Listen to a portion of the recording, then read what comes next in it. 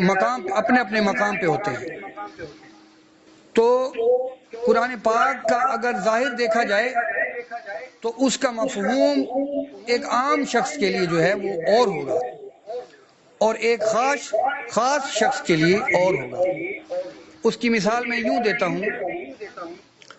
کہ شاید میں نے پچھلی بار بھی آپ کو بتایا تھا کہ اگر فقر کی بات کی جائے، فقیر کی بات کی جائے، تو تین شخص ایسے ہیں جو فقر کو مختلف معنوں میں لیتے ہیں۔ ایک شخص وہ ہوگا جو فقیر کو بھیک مانگنے والا کہے گا، لیکن ایک وہ شخص تھا جو میں نے پچھلی بار بھی بتایا تھا کہ وہ فقیر کو کسی مرشد یا پیر کے جو محبت کرنے والا ہے، جو اس کے کا عقیدت مند ہے، جو اس کا طالب ہے، اس کو بھی وہ فقیر کہتے ہیں۔ یہ دو مختلف لوگ ہیں۔ ایک وہ ہے جو کہتا ہے فقیر بھیک مانگنے والا ہے، اور ایک وہ ہے جو کہتا ہے کہ فقیر جو ہے وہ کسی پیر کا مرید ہوتا ہے۔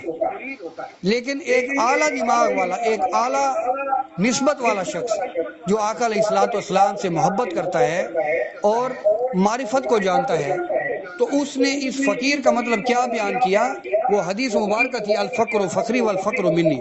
کہ فقر مجھ سے ہے اور فقر مجھ سے پھیلا ہے اور میرا فخر ہے۔ تو اس کا ترجمہ جو ہے وہ حضرت علامہ اقبال نے یوں کیا تھا کہ فقر ذوق و شوق و تسلیم و رضا است، فقر ذوق و شوق و تسلیم و رضا است، ما امینم می متاع مصطفیٰ است۔ تو کیا فرماتے ہیں کہ فقر جو ہے وہ فقیر ہی نہیں ہے، وہ آقا علیہ الصلوۃ والسلام کے سینے کا نور ہے، جس کے ہم مسلمان امین ہیں۔ ہم نے اللہ تبارک و تعالیٰ کی معرفت اور محبت کو حاصل کر کے ہم اس چیز کے امین ہیں، تو ہم نے اس امانت کو اپنے آنے والے بچوں اور امت رسول کی طرف یہ پہنچانا ہے۔ تو میرے دوستو، اسی لیے آقا علیہ الصلوۃ والسلام نے فرمایا ان للقرآن ظاہرا و باطنا و حد مطلعا۔ اب یہی معاملات جو ہیں اگر دیکھے جائیں تو یہ تینوں شخص، ایک فقیر کو بھیک مانگنے والا کہتا ہے، ایک فقیر کو مرشد کا مرید کہتا ہے، اور ایک سینے کا نور کہتا ہے۔ تو یہ تینوں شخص آپس میں اختلاف رکھ سکتے ہیں، کیونکہ وہ ہر شخص اپنی جگہ پہ سوچتا ہے۔ اور یہاں پر جو آیت مبارکہ میں نے پڑھی ہے، اس کا اگر میں مختصر آپ کو تھوڑا سا لب لباب اور ترجمہ بتا دوں تو آپ کو یہ مسئلہ سمجھ میں آ جائے گا کہ جو شخص قرآن پاک کو اپنے ذہن سے لیتا ہے اور علماء اور فقراء سے نہیں سیکھتا، تو ظاہری سی بات ہے اس کے اندر، اس کی لکھاوٹ میں، اس کی بناوٹ میں، اس کی سوچ میں،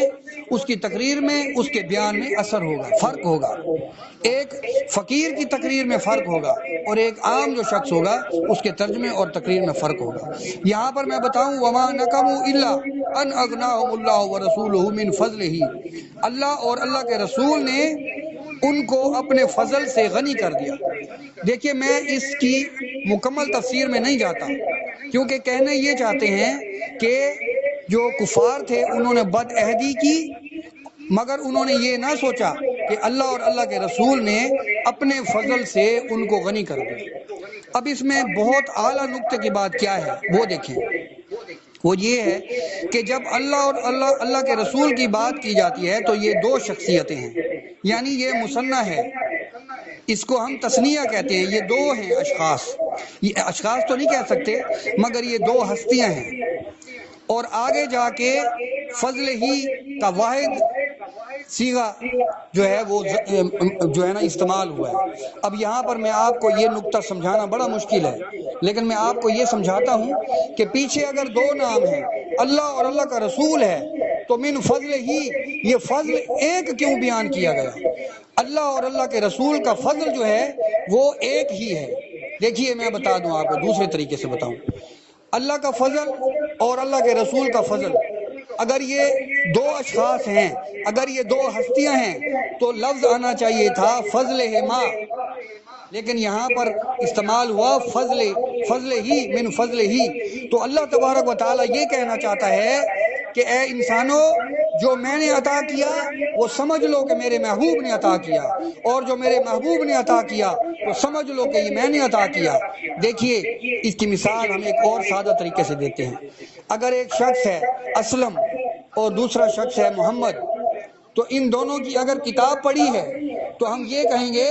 کہ یہ کتابیں جو ہیں یا یہ جو کتاب ہے ان دونوں کی ہیں، تو اس کے لیے ہم صیغہ کون سا استعمال کریں گے؟ کتابہما، یہ ان دونوں کی کتابیں ہیں،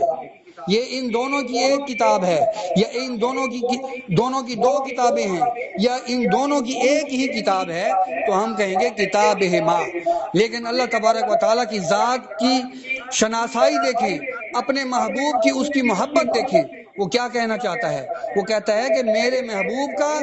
اور میرا جو فضل ہے وہ ایک ہی ہے۔ اگر میں نے کوئی فضل عطا کر دیا تو یہ میرا بھی ہے اور میرے محبوب کا بھی ہے۔ اگر میرے محبوب نے دعا سے، نظروں سے اگر کچھ عطا کر دیا تو یہ فضل صرف اللہ کا نہیں ہے، بلکہ اللہ کا اور اللہ کے رسول کا ہے، جس کے لیے صیغہ اللہ تبارک و تعالیٰ نے ایک ہی استعمال کیا۔ اگر یہ نقطہ ہم لوگوں کو سمجھ میں آ جائے، اگر یہ نقطہ ہم لوگوں کو جو ہے وہ عقل اور دانش میں یہ سمجھ میں آ جائے یہ نقطہ، تو آج کے بعد ہم لوگ